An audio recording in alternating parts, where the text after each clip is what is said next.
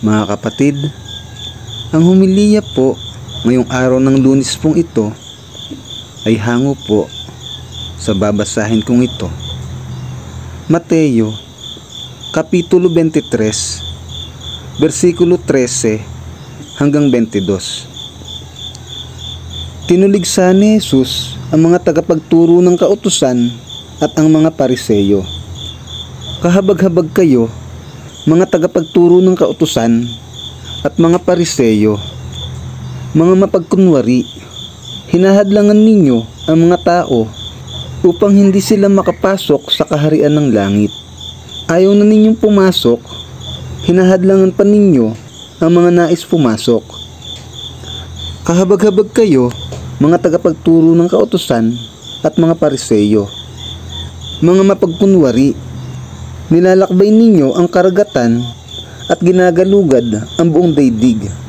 Makahikayat lamang kayo ng kahit isang hintil sa pananampalatayang Hudyo.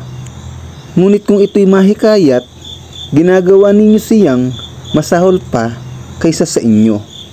Kaya't lalong may dahilan para siya'y parusahan sa impyerno.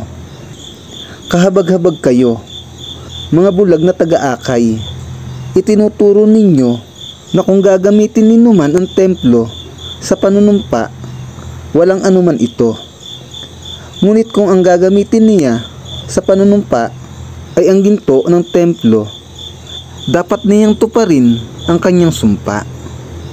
Mga bulag, mga hangal, alin ba ang mas mahalaga, ang ginto o ang templong nagpapabanal sa ginto?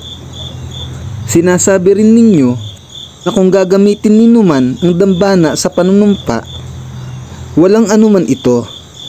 Ngunit kung ang gagamitin niya ay ang handog na nasa dambana, dapat niyang tuparin ang kanyang sumpa.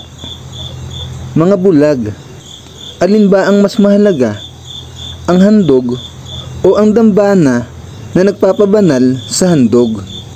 Kaya nga, kapag nanumpa ang sinuman na saksi ang dambana, ginagawa niyang saksi ito at ang lahat ng handog dito. Kapag nanumpa ang sinuman na saksi niya ang templo, ginagawa niyang saksi ito at ang Diyos na nasa templo. At kapag nanumpa ang sinuman na saksi niya ang langit, ginagawa niyang saksi ang trono ng Diyos at ang Diyos na nakaupo doon. Ang mabuting balita ng Panginoon. Pinupuri ka namin, Panginoong Hesukristo.